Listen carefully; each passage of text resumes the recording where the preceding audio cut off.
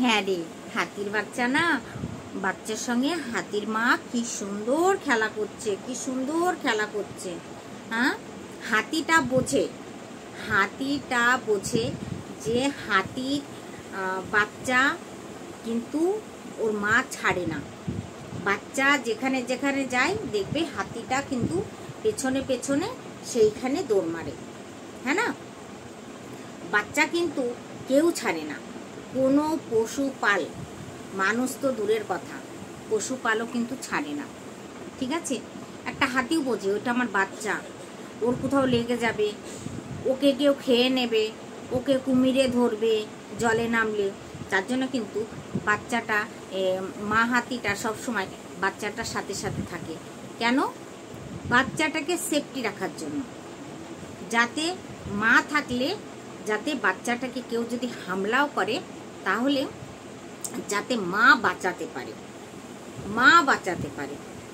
তাহলে এখন তোমরা বলবে যে দিদি ভাই তুমি হাতি নিয়ে কেন চলে আসলে?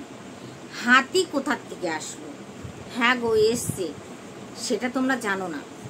সেইটা কোথা থেকে আসলো, কিভাবে আসলো, নিশ্চয় তোমাদেরকে বলবো, তার জন্য এসছি। আর তার আগে চলো তোমাদেরকে ইন্ট্রোটা দিয়ে নিই। হ্যালো বন্ধুরা, কেমন আছো? আশা করি তোমরা সবাই ভালো আছো, আমিও ভালো আছি। নিয়ে চলে এসছি আর একটা নতুন ভিডিও। কয়দিন যা ধকল গেল আমার, ওরে বাপরে, জানি না এখনো জ্বরটা, দুপুরবেলায় রান্না টানা করে তো প্রচণ্ড শরীর খারাপ ছিল। যাই হোক, বিকেলে ঠিক আছি। তো চলো, ঠিক আছি। আমার কথা ছাড়ো, শরীর থাকলে সবারই রোগ ব্যাধি সব কিছু হয়, তাই না? আগে তো আমি, জানো তো বন্ধুরা, এটা বুঝতাম না যে শরীর খারাপ শুয়ে থাকি, ভিডিও পাচ্ছি না, দিতে পারবো না। কিন্তু এখন না একটু চেষ্টা করি, এখন একটু বুঝি যে না, শরীর খারাপ হলেও ভিডিওটা দিতে হবে। সে একটাই পারো দুটোই পারো, দাও। হ্যাঁ, এটা আগে বুঝতাম না। আগে শরীর দেখো, আমি মধ্যে মানে এক মাস পিছিয়ে চলে যাও, আমি 1 মাস ভিডিও দিতে পারিনি, আমার এত শরীর খারাপ ছিল। এবার চলে আসি হাতি নিয়ে, তাই না? হাতি নিয়ে কেন আসলাম? একটা হাতি, সে জানে যে ওটা আমার বাচ্চা, ওকে আমাকে সেফটি রাখতে হবে, ওকে আমার ধ্যানে রাখতে হবে, ওকে আমার খাওয়াতে হবে।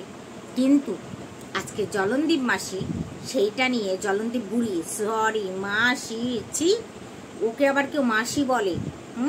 মাসির উপযুক্ত না, ও মাসির উপযুক্ত না, এত বদতামিজ একটা লেডিস ও। তো জলনদীপ বুড়ি আজকে নিয়ে বসেছে।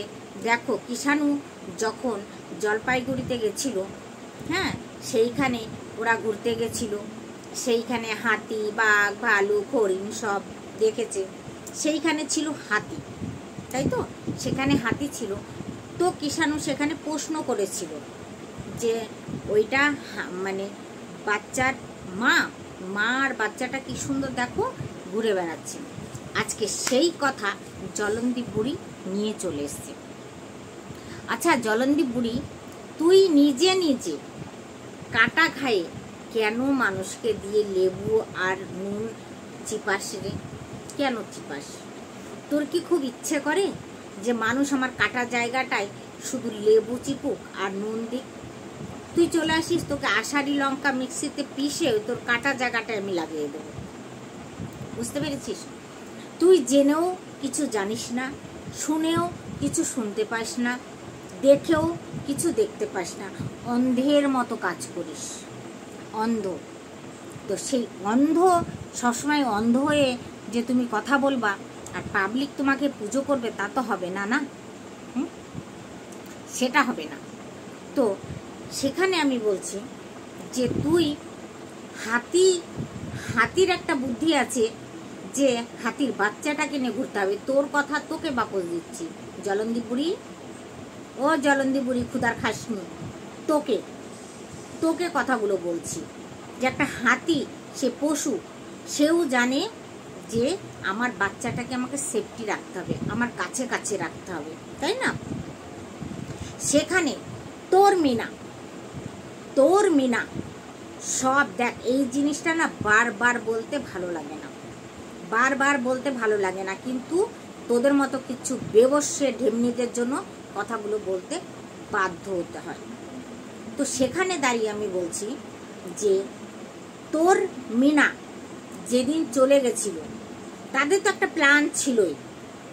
তার দুদিন আগে মিটিং হয়েছিল, তার মা সোনা দানা মায়ে মিলে সব প্যাক করেছিল, নিয়ে মাকে পাঠিয়ে দিয়েছিল যে সোনা দানা নিয়ে এখানে থাকা যাবে না, যাহাতে চুরির জিনিস, তার জন্য মামা বাড়ি পাঠিয়ে দিয়েছিল। আর মায়ে বলে গেছিল যে আজকে রাত্রিরে তুই একটা কিছু করবি, তুই হুট করে একটা ফোন করবি, আমি টুক করে চলে আসবো। এগুলো তুই জানিস না জলন্দীপ বুড়ি, এগুলো জানিস না?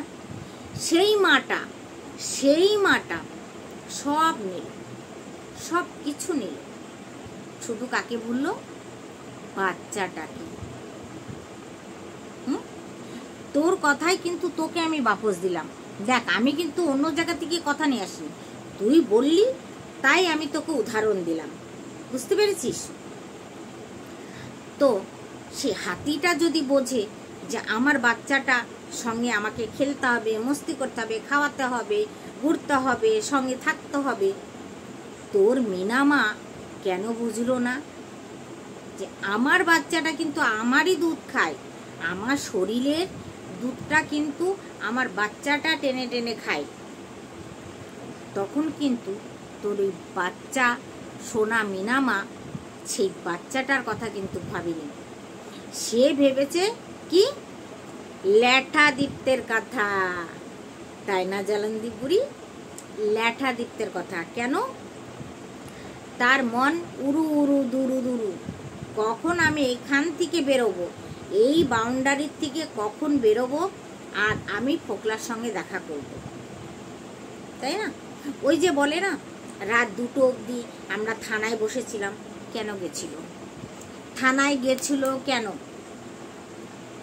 সেইখানে নিশ্চয়ই ফোকলাকে হাই হ্যালো হয়েছে। ফোকলা নিজে বলেছে আমি 1 সপ্তাহ পরে আসতাম, কিন্তু এর ফোনের ঠাপে আমাকে 1 সপ্তাহ আগে চলে আসতে হয়েছে। কেন? মিনার পরিবার জানতো যে মিনার ওই বাড়িতে আর মিনা থাকবে না, তাহলে ফোকলাকে এখানে দরকার। যার জন্য ও সংসারটাকে ছেড়ে আসছে তাকে তো সামনে শো করাতে হবে। তাই মিনা ফোন করে করে করে করে ফোকলাকে 1 সপ্তাহ আগে নিয়ে এসছে। ফোকলার টিকিট কিন্তু ছিল 1 সপ্তাহ বাদে, সে তৎকালীন টিকিট করে সে চলে এসছে, তাই তো? সেই ফোকলাও কিন্তু এই থানাতেই ছিল। হ্যালো বাইক নিয়ে চলে এসছে। রাত 2টো অবধি তোর মিনা ছিল থানাতে। কিসের জন্য ছিল বলতে পারবি? ক্ষুধার খাসনি জলন্দীপ বুড়ি, বলতে পারবি? তুই পারবি বলতে যে কেন ছিল, কি কারণে ছিল? কিছু দেখিয়েছে? থানার থেকে একটা ফোন গেছে,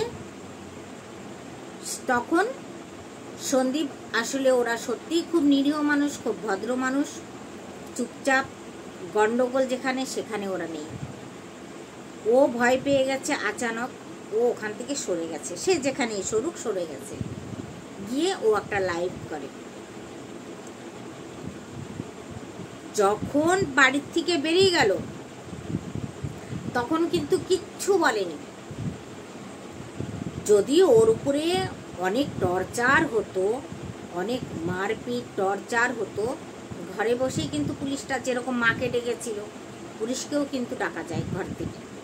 এই কথাটাও কিন্তু আমি হর ভিডিওতে বলি যে এখন আর থানায় যাওয়ার প্রয়োজন পড়ে না, থানা খুদ আসে ঘরে, শুধু ফোন করলে হবে। অ্যাড্রেস দিয়ে দাও, মাকার নাম্বার দিয়ে দাও, গলি নাম্বার দিয়ে দাও, ঠিক চলে আসবে। এবার ওখানে তো আর মাকার নাম্বার গলি নাম্বার নাই, একটা অ্যাড্রেস দিয়ে দাও, ঠিক চলে আসবে সেই জায়গাটা। এবার আমি বলছি যে সেই দিন পরের দিন কি হলো, সন্দীপ একটা লাইভ করলো যে তুমি আসো, তোমারও দরকার বাচ্চাটাকে, আমাকেও দরকার বাচ্চাটাকে, তুমি আসো। তোর মিনা শুনেছিল তুই দেখতে পাস না? তুই 4 চোখেও অন্ধ? হে ভগবান, তো চশমাটা কেন পরিস? খুলে ফেলে দে, না শখের জন্য পরিস? বুঝতে পারি না। ওই যে তুই ঘুরতে গেলি, তুই মুভি দেখতে গেলি, তুই আইসক্রিম খেলি, তুই ঘুরলি, হ্যাঁ না, চলন্ত সিঁড়িতে চললি, সেখানে কোনো জায়গায় কিন্তু তোকে চশমা দেখলাম না। আর আমাদের চশমা সব সময়, কেননা চশমা ছাড়া আমরা চলতেই পারবো না। সে রান্নাই করি, ঝাড়ুই লাগাই, পোছায় লাগাই, বর্তনই ধুই, যাই করি, এটা খোলা যাবে না। তো সেইখানে পরে কিন্তু তোর মিনা বলেছিল আমরা বাচ্চাটা নেব। থানার থেকে যখন ফোন আসলো সন্দীপের কাছে যে বাচ্চাটাকে দিয়ে যাও, সন্দীপ কিন্তু একবারও নাকচ করেনি।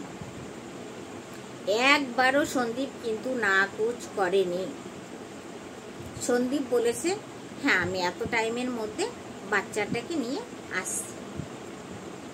যখন সন্দীপ বেরোবে তখন কিন্তু ও ফোন করেছে যে স্যার আমি বাচ্চাটাকে নিয়ে আসছি। তো ওকে বলেছে তুমি দাঁড়াও, আগলেওয়ালা যে পার্টি আছে তাকে আমরা ফোন করি। তো তাকে যখন ফোন করেছে তারা কি বলেছে যে আমাদের বাচ্চা নিতে আসার টাইম নেই। বলেছে কি বলেনি?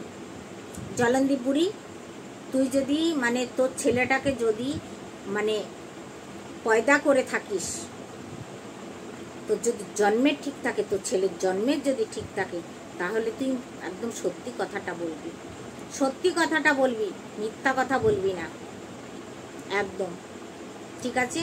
উপরে ভগবান আছে,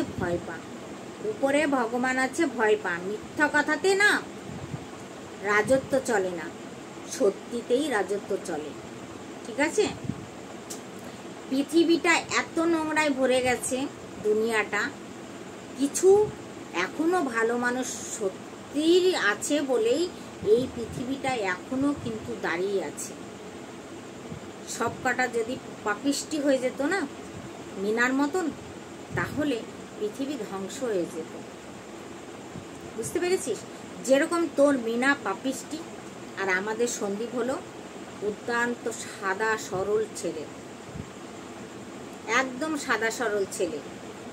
তার জন্য ওরকম কিছু ছেলে আছে বলে তাই সংসারটা এখনো, পৃথিবীটা আছে। গর্ব করে বলতে পারি যে সন্দীপকে নিয়ে গর্ব করতে পারি, ঠিক আছে? তো সেই জায়গায় আগলেবালা সেই দিন কেন বাচ্চাটা নিতে আসলো না? কেন আসেনি? কেন বলেছিল যে আমরা বাচ্চা নিতে এখন আসতে পারবো না?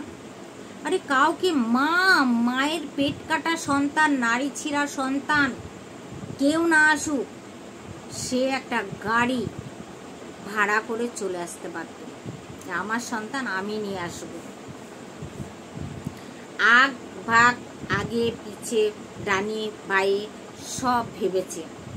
খোকলা ওকে দুদিন ধরে মাথা ব্রেন ওয়াশ করেছে যে তুমি এখন বাচ্চাটাকে নিয়ে এসো না, বাচ্চাটা নিয়ে আসলে বাচ্চাটাকে তুমি রাখবে কোথায়? আর আমাদের মস্তিতেও পড়বে জল, আমাদের যে মস্তিটা আছে সেটাও জল পড়বে, তাহলে বাচ্চাটাকে এনো না।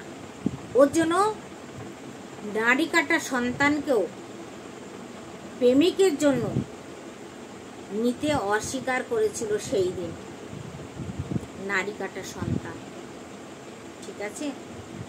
বাচ্চা যদি একবার মা বলে না, তো মা যতই বাচ্চার উপরে রেগে থাকুক, মার মন তখন জল হয়ে যায়। মা মাই হয় আর সন্তান সন্তানই হয়, ঠিক আছে? মা মাই হয়, সন্তান সন্তান হয়। জলন্দী বুড়ি, আমার মনে হয় তুই জন্ম দিসনি। নারী কাটা সন্তান কাকে বলে তুইও এখনো বুঝিস না, যে নারী কাটা সন্তানটা কাকে বলে। সেই দিন পারলো না চোপা আসতে, এসে বাচ্চাটাকে নিয়ে যেতে, কেন? তারপরে মা তো নিয়ে গেছে, মা দেখেছে আমি এতগুলো সোনার জিনিস নিয়ে চলে এসেছি, এখন হয় ওই নুম্মার মেয়ে থাক আর না থাক, ঠিক আছে, আমি ভোগ করব, আমি ভোগ করব জিনিসগুলো, আর ভোগ তো করবেই শিওর। কিন্তু চুরির মাল বলে না, ভগবানের মারে শব্দ হয় না, আওয়াজ হয় না, ঠিক আছে। মানুষের মার ধাপুর ধুপুর, আর ভগবানের মার রয়ে শোয়ে। ভগবান যেদিন মারবে না, সেই দিন বুঝতেই পারবে যে হ্যাঁ গেল, কোথা দিয়ে গেল আমার। আজকে যে টাকা সোনা দানা নিয়ে এসছে তার থেকে বেশি চলে যাবে, আর যখন যাবে সেইটা এদেরকে জানিয়ে দিয়ে যাবে যে আমি যাচ্ছি, তুই পরের বাড়ির জিনিস চুরি করে নিয়ে এসছিস। সেই দিন এই অমাবস্যা পাছা থাবড়াবে যে আমি কি পাপ করেছি, সেই পাপের সাজা আমাকে এখন নিতে হচ্ছে, আর নিতেই হবেই, ঠিক আছে না, নিতে ওকে হবে। আর এমন জায়গায় ওকে আঘাত দেবে, সারা জীবন পাছা থাবড়িয়েও ও কিচ্ছু করতে পারবে না, বুঝতে পেরেছো? পরের জিনিস নিয়ে আনা। বলে মানুষ, আমার মা কিন্তু একটা জিনিস আমাদেরকে শিখিয়েছিল, দুটো বোনকে একটা কথাই শিখিয়েছিল যে লঙ্কার বোঠাটা যদি না বলে তুমি বনের ভুলে নিয়ে চলে আসো, সেইটা কিন্তু চুরির খাতায় গণ্য হয়। লঙ্কার বোঠা সেটা চুরির খাতায় গণ্য হয়, ঠিক আছে। আর এইখানে তো সন্দীপের মা তিলে জোগানো গোছানো পয়সা দিয়ে সন্দীপের মা কত কষ্ট করে শাখাগুলো বানিয়েছিল, ঠিক আছে। সেই শাখা নিয়ে তোরা পড়বি, তোদের পদে না বাস যাবে। তো আবার আসি সেই হাতির কথায়। একটা হাতি যদি বোঝে যে ওটা আমার সন্তান, একটা মানুষে বুঝলো না যে ওটা আমার সন্তান। আসলে হাতি তো প্রেম করতে পারে না, ফোকলাকে ধরতে পারে না। হাতিও যদি মনে হয় প্রেম মানে ফোকলার মতন একটা ধরতে পারতো, তাহলে মানে হাতিও মনে হয় বাচ্চাটাকে ছেড়ে দিত, যেরকম মিনা করেছে। ফোকলার প্রেমে হাবুডুবু হয়ে বাস পেটের নাড়ি কাটা সন্তানকেই ভুলে গেছে, তাই না রে মিনা? হ্যাঁ, এইটাই তো সঠিক। হ্যাঁ, লজ্জা করা উচিত তোদের মা মেয়ের, তোর বাপের লজ্জা করা উচিত। তোর ভাই যেটা করেছিল বিয়ের দিন না, সব থেকে সঠিক কাজ করেছিল, কিন্তু মা আর বাবা ভাইয়ের ব্রেন ওয়াশ করে যখন দেখলো মেয়ের পিলকি আসা শুরু হয়ে গেছে, তখন কি হলো, দিদি আমার বোনু চলো এখানে যাব ঘুরতে, ওখানে যাব ঘুরতে, আজকে আমার বউকে এ খাওয়া, আজকে আমার বউকে এই কিনে দে, আজকে আমার বউকে সেটা কিনে দে, হ্যাঁ না? কেননা ওর তো কোনো মুরুদ নাই, ও যে ইনকাম করে ওর বউটাকে যে একটা শখের জিনিস, এক পাতা টিপ কিনে এনে দেবে বা একটা সিঁদুরের ডিব্বা কিনে এনে দেবে, সে মুরুদটাও ওই পাগলের নাই, একেবারেই পাগল। আমি তো বলি মাংকি, একেবারে হনুমানের মতো দেখতে, তার জন্য নামটা বন্ধুরা ভালো দিয়েছি না, মাংকি ভাই। বুঝতে পেরেছো? কেননা বোনের চরিত্র বিক্রি করা পয়সা ভাইয়ে খাচ্ছে, বোনের চরিত্র বিক্রি করা। লজ্জা শরম আছে এদের? বলো, এদের লজ্জা শরম আছে? বোনে যদি বলে আয় রে, ভাই বলে আমি যাই রে তোর সাথে, হ্যাঁ জানি বোনের সাথে যদি আমি যাই তাহলে আমার লাভ আছে। বোন কিছু বি করুক, দেহ ব্যবসা করুক, চরিত্র বেচুক, ফোকলার সাথে মজা মারুক, ফোকলার সাথে রাত কাটায়, ওতে ভাইয়ের বাপ মার কোনো আসে যায় না। আরে মাংকি, তোর বউটাকে সামলা, বুঝতে পেরেছিস? নাহলে তোর মতো মাংকির কাছে ওই বউ থাকবে, ফুরুত করে একদিন উড়ে যাবে, যেরকম তোর বোন গেছে না ফুরুত ফোকলার সঙ্গে, এরকম কিন্তু তোর বউ যাবে, বউকে যদি রাখতে হয় তাহলে সেইভাবে রাখ, তোর বোনের কাছ থেকে একটু দূরে দূরে রাখ, একটু দূরে দূরে রাখ, বুঝতে পেরেছিস? আচ্ছা, ভিডিওগুলো দেখিস না, বুঝিস না যে তোকে নিয়ে, তোর বউকে নিয়ে কত আলোচনা হয়? হ্যাঁ, পাগলের বাল ফট।